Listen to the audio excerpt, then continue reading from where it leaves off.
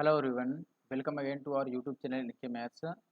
आज की वीडियो में दोस्तों एसएससी सिलेक्शन पोस्ट फेज 9 का जो पेपर हुआ था फरवरी और मार्च 2022 में, और उसमें ग्रेजुएट लेवल के लिए जो पेपर लिया गया था, ठीक है, जो भी शिफ्ट हर एक डे पर थर्ड शिफ्ट जो हुआ था वो ग्रेजुएट लेवल के लिए हुआ था। उसमें परसेंटेज के जितने भी क्वेश्चन पूछे गए हैं उनको मैं इस वीडियो में सॉल्व करने वाला हूँ। आप मान के चलो कि करीब करीब 10 क्वेश्चन ऐसे हैं जो परसेंटेज के हैं। 10 क्वेश्चन, आप 8 to 10 क्वेश्चन मान लो, जो ग्रेजुएट लेवल के पेपर में पूछे गए हैं सिलेक्शन पोस्ट। बहुत लोग ऐसे हैं जिन्होंने एसएससी सिलेक्शन पोस्ट फेज 9 ऐसा कोई पेपर होता है, ये नाम भी नहीं सुना हो, तो मैं बता दूं दोस्तों कि जैसे SSC CGL CHSL CPO MTS वगैरह होता है, जीडी वगैरह होता है एसएससी का, वैसे ही एसएससी सिलेक्शन पोस्ट का भी पेपर होता है। ठीक है, एसएससी ही इसको करवाती है, ये पेपर लेती है, और इसमें ग्रेजुएशन पे भी आप फॉर्म भर सकते हैं। 10th लेवल का अलग होता है, 12th का अलग होता है, ग्रेजुएशन से ऊपर तक की आपने पढ़ाई कर रखी है उसके लिए भी अलग होता है। ठीक है, तो देखो इसमें जो भी मैथ्स के क्वेश्चन पूछे गए हैं उनको मैं चैप्टर वाइज सॉल्व करने वाला हूँ अब। ठीक है, और ये मैं किसके लिए कर रहा हूँ, आपको पता है कि सीएचएसएल का पेपर सामने है मई में, तो मई में सीएचएसएल का पेपर होने वाला है, इसीलिए मैं इसके चैप्टर वाइज सॉल्यूशन को कर रहा हूँ जो फेज 9 में पूछे गए हैं। ठीक है, आप जरूर से इनको कर लीजिएगा अगर आप सीएचएसएल का पेपर देने वाले हैं तो। बाकी आप लोगों ने काफ़ी कमेंट किया है किस वीडियो के लिए और किस टाइप के क्वेश्चन को सॉल्व करने के लिए, मैं बता देता हूँ आपने किसके लिए ज़्यादा डिमांड रखा है, हाई डिमांड किसकी चल रही है अभी मेरे कमेंट बॉक्स में। एक तो है एमटीएस का पेपर सॉल्यूशन जो रह गया है, तो ये मैं बोल रहा हूँ आपको कि आने वाले 10 दिनों से पहले पहले मैं करा दूंगा। इसके देखो अब टाइम मेरे पास बहुत कम है, अभी कुछ लोग बोलेंगे कि आप बस कहते हो करते नहीं हो, तो इसके कई सारे कारण हैं। ठीक है, क्योंकि अभी मैं प्रोफेशनली आप मान लो कि यूट्यूब पे काम नहीं कर रहा हूँ अभी, इसके अलावा और भी बहुत सारे काम है जिनको करना होता है। ठीक है, लेकिन मैं मान के चलो कि आपको एक टाइम लिमिट दे देता हूँ कि विद इन 10 डेज मैं एमटीएस वाले को कर दूंगा जो भी रह गए हैं शिफ्ट। इसके अलावा जो सीएचएसएल का पेपर था 2021 में सीएचएसएल का, इसमें ट्रिगो के जो भी क्वेश्चन पूछे गए थे, त्रिकोणमिति के जो भी क्वेश्चन पूछे गए थे, उनको सॉल्व करने के लिए काफ़ी ज़्यादा डिमांड आ रहा है, तो उनको भी मैं सॉल्व कर दूंगा। ठीक है, ये तो मैं आपको 1 से 2 दिन में सीएचएसएल वाला कर दूंगा, क्योंकि सीएचएसएल का सामने पेपर है इसीलिए सीएचएसएल वाला मैं पहले कर दूंगा। बाकी सीएचएसएल का और भी कोई पेपर का आप सोल्यूशन चाहते हो या फिर कोई टॉपिक के लिए, तो आप जरूर से मुझे कमेंट बॉक्स में कमेंट कर देना। और जो भी दोस्त हमारे चैनल एनके मैथ्स पे नए हैं जरूर से चैनल को हमारे सब्सक्राइब कर लें। ठीक है, और कुछ लोग ऐसे भी हैं जो डाउट के लिए पूछते हैं, आप कमेंट करिए कि डाउट कैसे हम शेयर कर पाएँ। तो डाउट के लिए हमारा टेलीग्राम ग्रुप है एनके मैथ्स नंदू कुमार, आप टेलीग्राम पे जाके सर्च कर लीजिए और उसका डिस्कशन ग्रुप ज्वाइन कर लीजिए। ठीक है, वहाँ पे आप डाउट पूछ सकते हैं, या फिर हमारे जो हमारा डिस्क्रिप्शन बॉक्स है उसमें भी लिंक रहता है, आप वहाँ से भी ट्राई कर सकते हैं। ठीक है, चलिए शुरू करते हैं, वीडियो लास्ट तक जरूर देखिएगा। अगर आप एसएससी के किसी भी पेपर की तैयारी कर रहे हैं तो हमारे channel NK maths Nandu Kumar को जरूर से सब्सक्राइब कर लीजिए, आपके लिए काफ़ी हद तक ये फायदेमंद होने वाला है। ठीक है, और इसमें आपको वीडियो में बाइलिंगुअल क्वेश्चन मिल जाएगा, हिंदी इंग्लिश में लिखा हुआ, और बहुत मस्त तरीके से सॉल्व करेंगे। मैं बस ये आशा करता हूँ कि आप लास्ट तक देखेंगे और कमेंट करके और वीडियो को लाइक करके जाएंगे। ठीक है, चलिए पहले क्वेश्चन से अब शुरुआत करते हैं बिना देरी किए हुए। देखिए ये अपने पास अगला क्वेश्चन है। ठीक है, क्या बोला गया है यहाँ पर, देखिए क्वेश्चन है पहला हमारे पास दोस्तों कि when the price of a commodity increased by 23%, a family reduced it's consumption in such a way that the expenditure on it was only 5% मोर। यानी कि देखो प्राइस जो है वो 23% से इंक्रीज हुआ, तो एक फैमिली ने अपने एक्सपेंडिचर को बस 5% बढ़ाना चाहा, तो केवल 5% एक्सपेंडिचर को बढ़ाने के लिए उस फैमिली को कंजम्पशन में कितने परसेंट का रिडक्शन करना होगा ये आपको बताना है। और ये भी करेक्ट टू 1 डेसिमल प्लेस बोल दिया, जिससे खतरा बढ़ गया। खतरा क्या बढ़ गया कि अब कैलकुलेशन में हम ना तो डिजिटल सम अप्लाई कर पाएंगे, ना ही डिविजिबिलिटी रूल अप्लाई कर पाएंगे, ना ही यूनिट डिजिट अप्लाई कर पाएंगे, ये सब नहीं अप्लाई कर पाएंगे। अगर आप ऑप्शन की तरफ देखोगे तो जो सभी ऑप्शन हैं ये भी काफ़ी करीब करीब के हैं, तो हम ऑप्शन के थ्रू ये भी समझ पा रहे हैं कि हम अप्रोक्सीमेशन भी यूज नहीं कर पाएंगे। ओके, तो क्या करना होगा हमें, सीधी सी बात है, अब हमें सीधे सीधे कैलकुलेशन करना होगा जैसे जनरली लोग करते हैं। क्वेश्चन क्या है, देखो इसमें ये पूछ रहा है कि कंजम्पशन में कितना परसेंट चेंज आएगा, कितना परसेंट रिडक्शन करना होगा। तो सीधी सी फॉर्मूला एक आपको पता होनी चाहिए कि जो एक्सपेंडिचर होता है, जो खर्च होता है, ये किसके बराबर होता है, this is equal to price into consumption. ठीक है, अगर आप हिंदी में बोलो तो आप बोलोगे कि जो खर्च होता है ये किसके बराबर होता है दोस्तों, ये होता है कीमत और इनटू खपत के, खपत यानी कि मात्रा, कितनी मात्रा में आप यूज कर रहे हैं। ठीक है, अब इस क्वेश्चन में देखो आपको कह रहा है कि जो कीमत है यानी कि जो प्राइस है वो 23% बढ़ गया, तो ये प्राइस आपका हो गया 123, ठीक है, 23% इंक्रीज होने का मतलब हमें क्या करना है, 100 में उतना ऐड कर लेना है। ठीक है, इंक्रीज हो रहा है तो ऐड करेंगे, डिक्रीज हो रहा होगा तो 100 में से माइनस करेंगे। आगे कह रहा है कि जो एक्सपेंडिचर है वो बस 5% इंक्रीज होगा, यानी कि जो खर्च है वो पहले से 5% बढ़ जाएगा, तो ये 105 बनेगा। खपत को यानी कि कंजम्पशन को मैं x ले लेता हूं, तो जो कंजम्पशन का रेशियो बनेगा यहाँ से, this is equal to 105 upon 143। आप चाहो तो 3 से इसको कट कर दो, this is 35 and this one is 41। अगर 3 से आप काटोगे तो ये 35/41 आएगा। अब आप देख लो कितना परसेंट का चेंज आ रहा है, यानी कि आप देखोगे कि देखो ये ओरिजिनल है, ये पहले वाला है, और जो 35 है ये अभी वाला है। तो आप बोले कि पहले का अगर खपत 41 था और अब 35 रह गया, तो कितना कम हो रहा है, 6 कम हो रहा है ना। कितने से कम हो रहा है, 41 से, तो नीचे 41 लिख लो और इंदु का 100। जी आपको कैलकुलेट करना है, दिस इज 100/41। ये परसेंटेज में कितना बनेगा, तो आप देखो अगर ये वहां पे 1 नहीं होता, नीचे 40 होता, तो ये 15% आ जाता, लेकिन ये 40 है नहीं, 40 से ज्यादा है, यानी कि आंसर 15% से तो कम ही आएगा। तो देखो ये दोनों तो नहीं होगा, और 15% से कितना कम आएगा, तो देखो आप देख सकते हो 15 से कितना कम आएगा, ये लगभग आप डिवाइड कर लो तो 0.2 के आसपास, 0.2 मैं बोल रहा हूँ, 0.2 तो नहीं आना चाहिए, 0.2 से तो बड़ा ही आएगा, तो ये आएगा, फिर ऑप्शन ए आएगा। आप इसको सॉल्व करके ट्राई कर लेना, ये 0.2 से बड़ा आ रहा है, इसीलिए मैंने 0.6 को कंसीडर कर लिया। ठीक है, फिर भी आप इसको डिवाइड कर लेना सही से। नेक्स्ट क्वेश्चन देखिए, नेक्स्ट क्वेश्चन आपको क्या दिया गया है दोस्तों, ये कह रहा है कि the monthly expenditure of a person, यानी कि जो पूरे महीने का खर्च है एक आदमी के लिए, वो 40% ज्यादा है किससे, उसके मंथली सेविंग से। अगर आप सेविंग का और एक्सपेंडिचर का रेशियो ले लो, यानी कि खर्च का, तो सेविंग से 40% ज्यादा है खर्च उसका, यानी कि सेविंग अगर 100 हुआ तो एक्सपेंडिचर कितना होगा, 140 हो जाएगा। आप चाहो तो इसको रेशियो के फॉर्मेट में यूज कर सकते हो कि देखो दोस्त, ये 5 से 20 बार में कट गया, दिस वन इज 5। ओके, 5 से कट गया 20 टाइम्स, ये 7 से कट जाएगा 20 टाइम्स। ठीक है, 20 से दोनों को हमने कैंसिल आउट कर दिया, 5:7 आ गया सेविंग और एक्सपेंडिचर का रेशियो।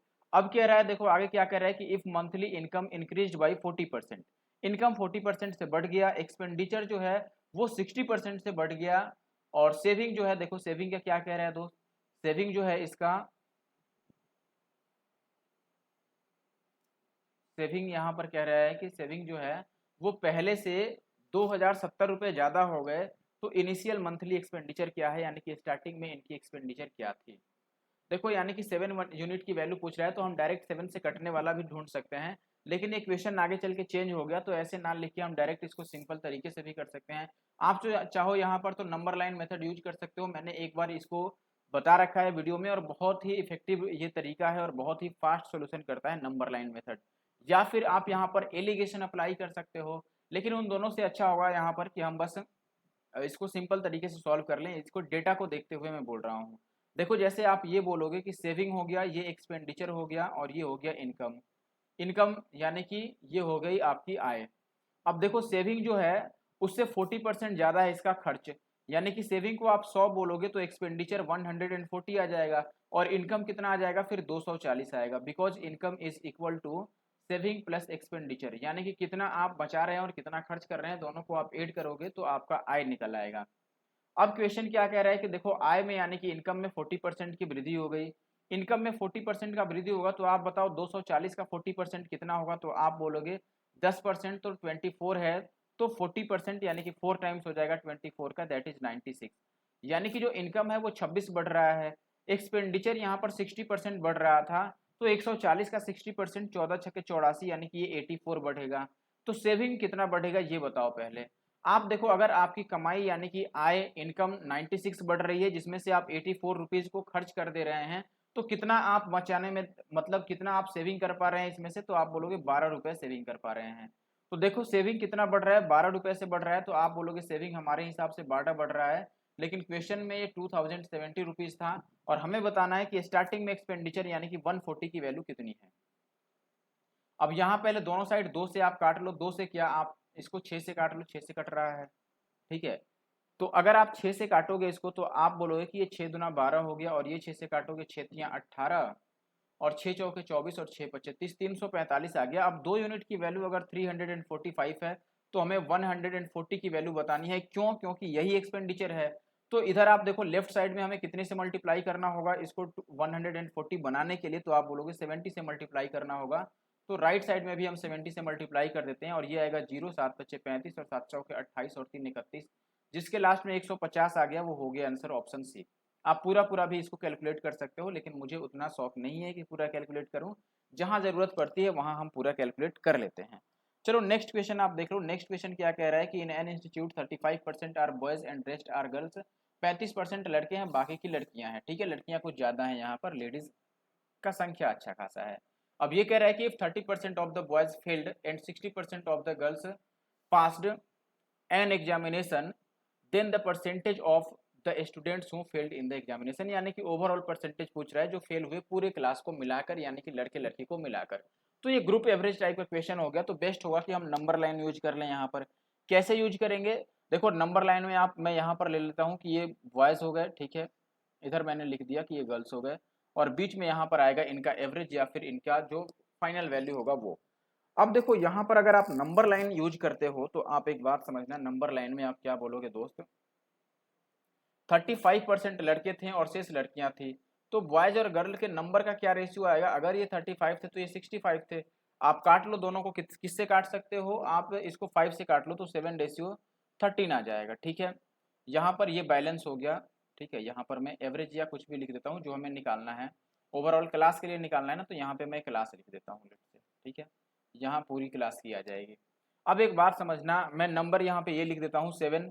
देखो बॉयज के लिए हम यहाँ पर लिखेंगे कि ये यहाँ से यहाँ तक 7 यूनिट है, और ये कितना है, गर्ल्स वाला 13 है, तो इसे हमें यहाँ पर लिखना पड़ेगा कि ये पूरा यहाँ से यहाँ तक 13 यूनिट है। ठीक है, ये यहाँ पे आके मिल रहे हैं। अब आप यहाँ पर देखो कि जो बॉयज हैं वो 30% फेल हो रहे हैं। ठीक है, बॉयज जो है ये 30% फेल हो रहे हैं, गर्ल्स 60% पास हो रही हैं, यानी कि फेल कितनी हो रही है, 40%। और हमें ये बीच वाली वैल्यू बतानी है, तो ये अब कैसे निकालेंगे, आप यहाँ से ये कह सकते हो कि देखो 13 और 7 कितना हो गया, 20 की वैल्यू कितनी आ रही है। देखो मैंने इसको ऐड कर दिया, ध्यान से समझना। अब मैंने इस पूरे को ऐड कर लिया कि ये पूरा गैप 20 का है, लेकिन यहाँ पे ये गैप कितने का है, 10% का है। तो अगर 20 का मान 10% है दोस्तों, यानी कि आधा है, तो 13 का मान कितना होगा, ये भी आधा होगा ना। 13 का मान आधा कर दो, 13 का मान आधा करोगे तो ये 6.5 होगा। तो देखो ये 30 है तो इधर बढ़ते हुए जा रहा है ना, क्योंकि लास्ट में 40 आ रहा है, तो 30 में आप 6.5 ऐड कर लो तो ये आ जाएगा 36.5%। ठीक है, तो ये आंसर होगा। बाकी आप इसे एलिगेशन से कर सकते हो कि देखो बॉयज 30% चेंज हो रहे हैं, गर्ल 40% चेंज हो रहे हैं, ओवरऑल चेंज आपको यहाँ पे बताना है क्या आएगा। और नीचे बॉयज के लिए ये 7 था रेशियो में और ये 13 था। फिर आप वही बोलते कि इनका जो सम हो रहा है वो 20 हो रहा है, लेकिन ऊपर इनका गैप जो है वो 10 का है। अब अगर 20 का जो वैल्यू है वो 10 के बराबर है, यानी कि हाफ हो रहा है, तो 13 की वैल्यू भी हाफ हो जाएगी। दिस इज 16.5, सॉरी 6.5, तो ये वैल्यू कितना होगा, 30 से 6.5 ज़्यादा होगा, यानी कि 36.5% होगा। बस आगे बढ़ता हूँ। अब आशा करता हूँ कि आप समझ पा रहे हैं। अगर आपको अच्छा लग रहा है जरूर से कमेंट करके बताना और वीडियो को लाइक करके जाना। नेक्स्ट क्वेश्चन कह रहा है कि एक्स का इनकम 42% ज़्यादा है किससे, वाई से, and the income of Z is 45% less than the sum of the incomes of X and Y. By what percent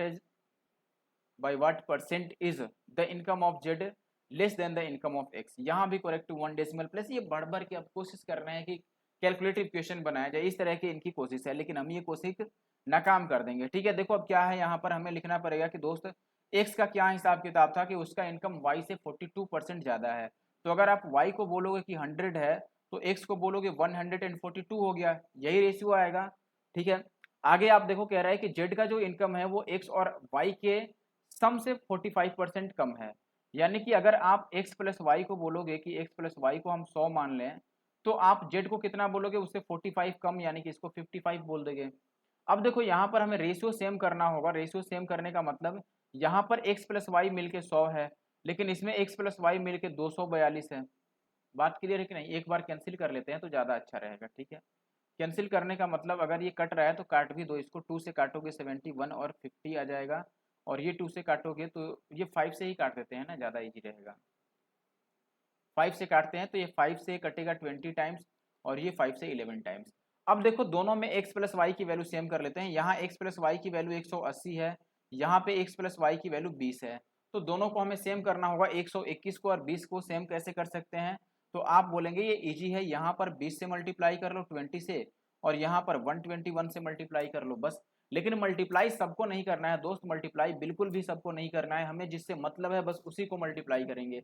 जैसे हमसे कह रहा है कि by what percent Z less then income of x, यानी कि एक्स और जेड से मतलब है तो हम जेड का और एक्स का निकालेंगे। देखो यहाँ 121 से मल्टीप्लाई करना है तो आप 11 को 121 से मल्टीप्लाई कर लो, तो जेड की वैल्यू आ गई 121 गुना का 11।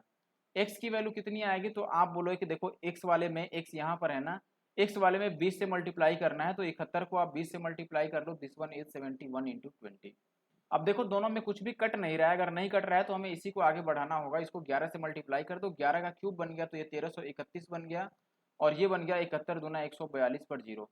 तो जेड एक्स से कितना परसेंट कम है ये बताना है, देख लो कितना परसेंट कम है, 89 कम है, लगभग 89 ही आएगा ना, बिल्कुल 89 कम है, कितने से भाई, 1420 रुपए से, और इंटू का 100। बस ये कैलकुलेट करना है, जीरो से जीरो कट जाएगा, और 3 से हम चाहें तो काट सकते हैं आगे, 3 से इसको काटोगे, देखो ये 3 से कट जाएगा ना, 9 8 17, नहीं नहीं नहीं, 3 से तो नहीं कट रहा। चलो 2 से काट देते हैं, 71 से 2 टाइम्स कटेगा, और ये 5 से मल्टीप्लाई कर लो, 9 पचे 45 और 8 पचे 40 और 4 44 बटा 71 आ गया। तो देखो 44 बटा 71 कितनी बार जाएगा, अगर ये 70 होता तो 7 छके 42, यानी कि आंसर तो 6 से शुरू होने वाला है, तो ये तो नहीं होगा। ठीक है, 6 से शुरू होगा तो क्या 6.3 आएगा या 6.7। अब आगे हमें ब्रेक करके देखना होगा कि पॉइंट के बाद 3 आएगा या 7 आएगा, क्योंकि यहाँ भी हम कोई कैलकुलेशन का तरीका नहीं लगा सकते, ट्रिक वगैरह ये लिख रखा है। तो देखो अगर मैं यहाँ पर ये मानूं ऐसे कि देखो 71 से ये कितनी बार में कट जाएगा, 7 तियां 21, 7 चौक 28, 7 पचे 35, 7 छक्के 42, 6 टाइम्स कट रहा है। तो आप ये बोलते कि ये कितनी बार में कट जाएगा, 7 छक्के 42, 6 बार में कटेगा, तो 6 से शुरू होगा आंसर। और पॉइंट का कितना बनेगा, तो पॉइंट का मुझे लगता है लगभग 2 के आसपास आ रहा है, तो 6.2 जो है वो ऑप्शन ए के ज़्यादा करीब है, तो ऑप्शन ए को हम सही मान लेते हैं और यही सही होगा। ठीक है, आपको वेरीफाई करना है तो आप डिवाइड करके चेक कर लेना। आगे कह रहा है कि the income of A is 40% less than that of B, यानी कि ए का इनकम बी से 40% लेस है। आगे कह रहा है कि income of C is 40% more than 30% of the combined income of A and B. बहुत अच्छी बात है, बहुत अच्छी बात है। तो सी का इनकम बताना है कि ए से कितना परसेंटेज ज़्यादा है, वेरी गुड। देखो पहली बात कि ए की इनकम बी से 40% कम है, तो ये ए है और ये बी है। अगर बी को 100 मानोगे तो ए को 60 मानोगे, और रेशियो में कन्वर्ट कर लो तो ये 30 और 50 आएगा। यानी कि ए को मैं 30 मान रहा हूँ और बी को 50 मान रहा हूँ। अब ये क्वेश्चन मत कर देना कि इसको 3 और 5 क्यों नहीं ले रहे हो, 0 0 को कैंसिल आउट करके। मैं 3 और 5 इसलिए नहीं ले रहा हूँ कि देखो परसेंटेज कैलकुलेशन हमारे लिए मुश्किल ना हो। अब आप ये सोचोगे कि परसेंटेज कैलकुलेशन तो 100 पे भी इजी था, बिल्कुल इजी था, आप 100 पे भी लेके चल सकते हो, लेकिन मैंने बस एक बार कट कर दिया कि आगे ज़्यादा बर्डन ना हो। अब ये कह रहा है कि देखो ये तो ए और बी के लिए रेशियो हो गया, सी की जो इनकम है वो ए प्लस बी की टोटल इनकम से, अरे भाई सीधी हो जा, देखो ए प्लस बी की टोटल इनकम के 30% से 40% ज़्यादा है, यानी सी की वैल्यू जो होगा वो ए प्लस बी के टोटल इनकम के 30% से, यानी कि 30/100 से 40% ज़्यादा है, यानी कि 140/100 है। यही बात है, तो ये 2 जीरो से आप 2 जीरो कैंसिल आउट कर दो, और सी की वैल्यू ए प्लस बी देखो यहाँ से ऐड कर लो, 50 और 30 ऐड करोगे तो ये 80, और इंटू का कितना आ गया, 14 तियाँ 42/100 आ गया। दिस इज, तो इससे जीरो से जीरो काट लेते हैं, और बाकी आप ऐसे लिख लो कि ये 8 गुना 42/10 हो गया। अब हमें ये बताना है कि सी की इनकम ए से कितना परसेंट कम या ज़्यादा है, तो सी और ए को हम कंपेयर कर देते हैं। देखो सी और ए को, सी की वैल्यू कितनी आ गई है, तो आप बोलोगे सी की वैल्यू हुई 8 इंटू 42 और बटा 10। ए की वैल्यू कितनी है, तो आप बोलोगे ये 30 है। अब आप 3 से इसको काट दोगे, 14 तियाँ 42, तो ये कितना आ जाएगा, आप देखो ये आएगा 8 और इंटू का 14, 14 अठे 112 आ गया, और इस 10 को इधर ले जाओ तो ये 100 बन गया। अब सी देखो ए से कितना परसेंट ज़्यादा है, ए तो 100 ही है और ये 112 है, यानी कि 12% ही ज़्यादा है, तो 12% आपका आंसर आएगा, 12%। नेक्स्ट क्वेश्चन देख लो, नेक्स्ट क्वेश्चन में आपको कुछ इस तरीके का क्वेश्चन मिल जाएगा। ठीक है, क्वेश्चन क्या रहा है कि 3 तरह के बोतल हैं जिसमें जिनकी सेम कैपेसिटी है, और उसमें 30%, 40% और 25% फुल करके रखा गया है ऑरेंज जूस से, यानी कि 30% हिस्सा ऑरेंज जूस से भरा हुआ है, 40% जो पार्ट है वो भी ऑरेंज जूस से भरा है दूसरे बोतल का, और तीसरे बोतल का 25% पार्ट ऑरेंज जूस से भरा हुआ है। अब ये कह रहा है कि they are filled up completely by adding apple juice, यानी कि अब जो जगह खाली था इनमें वो एप्पल जूस से भर दिया गया। तो बताना है कि अगर तीनों बोतल को हम किसी और बोतल में, किसी बर्तन में एक साथ खाली कर दें, तो उस बर्तन में एप्पल के जूस का परसेंटेज क्या बनेगा उस मिक्सचर में, ये बताना है। देखो आप चाहो तो यहाँ से ऑरेंज जूस का ही परसेंटेज निकाल लो। अगर ऑरेंज निकाल लोगे तो लास्ट में हम क्या करेंगे, 100 में से माइनस कर देंगे, तो हमारे लिए बच जाएगा क्या, एप्पल बच जाएगा। ऑरेंज का निकालो, देखो ऑरेंज इसमें 30 है, इसमें 40 है और इसमें 25 है, सबको ऐड कर लोगे तो 95 बन गया, आउट ऑफ कितना, आउट ऑफ 300।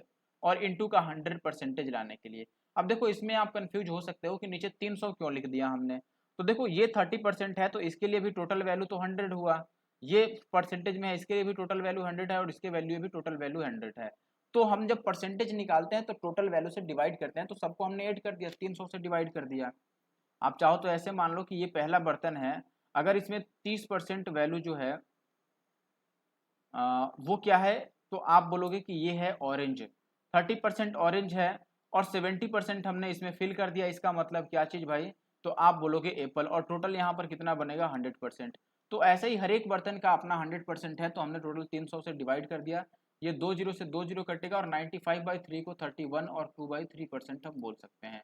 तो आप बोलोगे दोस्तों कि अगर एप्पल का जूस निकालना है तो ऑरेंज के जूस वाले को 100 में से माइनस कर लो, तो आप बोलोगे कि जो एप्पल का जूस बनेगा वो कितना परसेंट बनेगा, ऑरेंज का हम माइनस करते हैं किसमें से, 100 में से, टोटल तो 100% होता है, इसमें से 31 2/3% को माइनस कर लो।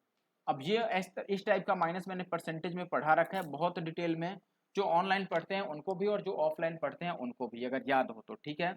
तो देखो हम कैसे माइनस करते हैं, ये 31 है तो हमें 32 को माइनस करना होगा 100 में से, और 100 में से 32 को माइनस करोगे तो 68 आएगा, और 3 में से 2 को माइनस कर दोगे तो 1/3%, 68 1/3%, यानी कि जो ऑप्शन सेकंड है this is correct answer. Okay, move to the next question. यहाँ पर आपको क्या बोला गया है, ये कह रहा है कि देखो एक वर्कर है, उसका जो वेजेज है वो इंक्रीज हो जाता है 12.5% से, वेजेज यानी कि मजदूरी, ठीक है।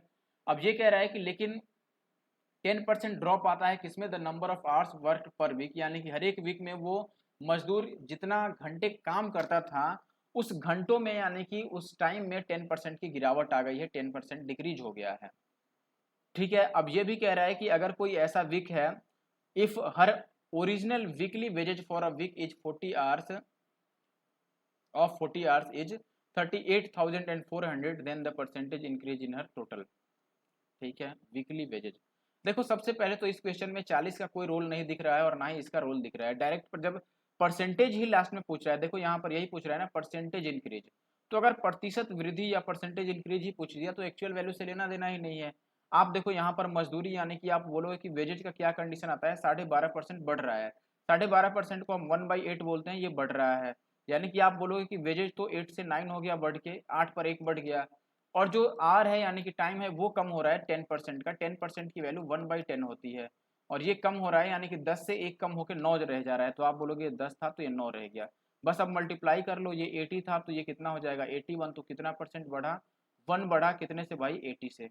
इसको परसेंटेज में बता दो, देखो 1/8 होता है 12.5, लेकिन ये 80 है यानी कि 10 से डिवाइड हो रहा है तो ये पॉइंट भी इधर खिसक जाएगा 1.25%, ये अपना आंसर आएगा option third. Okay, let me move to the next question. Next question कह रहा है कि जब चावल की मात्रा में कीमत में sorry when the price of rice increases by 25%, ये कह रहा है कि राइस का जो प्राइस है वो 25% बढ़ गया 25%, तो ऐसे में इंक्रीज, ये कह रहा है कि person increases his expenditure on rice only by 15%, यानी कि देखो प्राइस तो बढ़ा 25% से, लेकिन जो इसने खर्च बढ़ाया अपना कोई ग्राहक है या फिर कोई फैमिली है वो केवल 15% खर्च बढ़ा रहा है, तो कह रहा है कि what percentage should be reduce his consumption, उसका कंजम्पशन कितना रिड्यूस होगा। तो आपको ये फॉर्मूला तो मैंने बताया ही था कि एक्सपेंडिचर इक्वल टू क्या यूज होगा दोस्तों, आप बोलोगे कि ये होगा प्राइस और इनटू का कंजम्पशन, ठीक है। एक्सपेंडिचर का क्या हिसाब किताब है, देखो एक्सपेंडिचर वह 15% बढ़ा देते हैं तो ये 115 हो गया, प्राइस में 25% की वृद्धि होती है तो ये 125 हो गया, और कंजम्पशन तो हमें ही निकालना है, तो कंजम्पशन नहीं मालूम है तो कंजम्पशन इक्वल टू हम लिख देते हैं कि यहाँ से 115/125 आएगा। ऐसा क्वेश्चन मैंने पीछे करा रखा है, स्टार्टिंग में पहला क्वेश्चन है इस वीडियो का, आप जाकर देख लो अगर आपको ये नहीं समझ आ रहा है तो, अगर समझ आ रहा है तब तो बहुत अच्छी बात है, यू आर ग्रेट। अब देखो इसको आप कट कर लो और इंटू का 100, आपको बताना क्या है बेसिकली कि खपत कितने परसेंट का कम करना पड़ेगा उसको, ठीक है, जो उसका कंजम्पशन है वो कितना परसेंट उसे कम करना चाहिए, तो कंजम्पशन का रेशियो आ गया, इसको आप काट लो, तो ये अगर आप काटते हो किससे 5 से तो 23 बचे 115 आ गया, और ये 25 बचे 125, ठीक है, यानी कितना रिड्यूस हुआ गया 25 से आप 23 बना दिए, यानी कि 2 रिड्यूस हो गया किससे 25 से, और इंटू का 100, तो ये 25 चौके 100 कट जाएगा और 4 गुना 8%, यानी कि 8% क्या होगा भाई, उनको अपनी खपत को यानी कि जो खा पी रहे हैं उसको कम करना होगा कंजम्पशन को। नेक्स्ट क्वेश्चन क्या कह रहा है, देखिए नेक्स्ट क्वेश्चन कह रहा है दोस्त अपने पास कि सुलभ जो है वो सेव करता है 25% of his income. If his income increases by 40% and expenditure increases by 45%, then by what percentage will his saving increase और डिक्रीज। नंबर लाइन पे लेके आ जाओ, कोई बड़ी बात नहीं है, उसी के जैसा हम कह दें कि देखो 25% बचाता है, यानी कि सेविंग अगर 25 है तो एक्सपेंडिचर कितना होगा, 75 खर्च कर देगा। तो रेशियो सेविंग का और जो एक्सपेंडिचर का आ गया ये 1:3 का आ गया। अब नंबर लाइन बना दो यहाँ से, आप बोलोगे ये सेविंग है ये एक्सपेंडिचर है, और बीच में हम किसको रख लेते हैं, इनकम को रख लेते हैं। अब देखो सेविंग, यहाँ पे आप एक बात समझना, अब इनकम में 40% का इंक्रीज आ गया, यानी कि ये 40% बढ़ रहा है। एक्सपेंडिचर 45% बढ़ रहा है, ये 45% बढ़ रहा है। और सेविंग में क्या बढ़ेगा ये हमें बताना है। रेशियो का हमें पता है कि देखो सेविंग वाला रेशियो 1 है, तो जो सेविंग के अपोजिट में जाएगा वो 1 होगा, यानी कि यहाँ से 1 होगा यहाँ तक की वैल्यू, ठीक है। और ये जो वैल्यू है सेविंग की साइड का, ये कितना होगा 3। तो ओवरऑल आप देख रहे हो कि यहाँ पर 1 का गैप आ रहा है। 1 के गैप के लिए यहाँ पर परसेंटेज में कितने का गैप है, 15% का, नहीं 5% का, सॉरी 5% का गैप है। तो अगर एक के लिए वैल्यू 5% है तो 3 के लिए वैल्यू 3 बचे 15% होगा। अब देखो 40 से हम पीछे जा रहे हैं तो कम कर देंगे, 40 में से 15 कम कर दो तो ये कितना आ जाएगा 25%। तो 25% वाला अपना आंसर हो जाएगा, इतने की वृद्धि। ठीक है, देखो ये तो इंक्रीज ही आएगा। 1 मिनट दोस्त, पता नहीं कहाँ चला गया अब, चलो हटाओ जहाँ भी चला गया हो, ठीक है। बस इसमें इतने ही क्वेश्चन थे, इससे ज़्यादा क्वेश्चन नहीं थे। तो वीडियो को पूरी देखने के लिए धन्यवाद, और आपसे आशा करता हूँ कि आप जरूर से कमेंट करके जाओगे, ठीक है। मैंने थैंक्स लिखा है आपको वीडियो देखने के लिए, ठीक है। तो वीडियो को लास्ट तक देखा इसके लिए थैंक्स, और आप जरूर से कमेंट करके जाना और वीडियो को लाइक करके चले जाना। Thank you for watching the video, और वीडियो पर बने रहो दोस्तों। बस मुझे टाइम नहीं मिल पा रहा है, अभी जो मेरी सिचुएशन चल रही है वो कुछ इस तरीके की चल रही है कि मैं वीडियो नहीं बना पा रहा हूँ डेली। बट आपको बने रहना है हमारे साथ, हम आपको जरूर से वीडियो बनाकर देंगे। Thank you for watching the video again.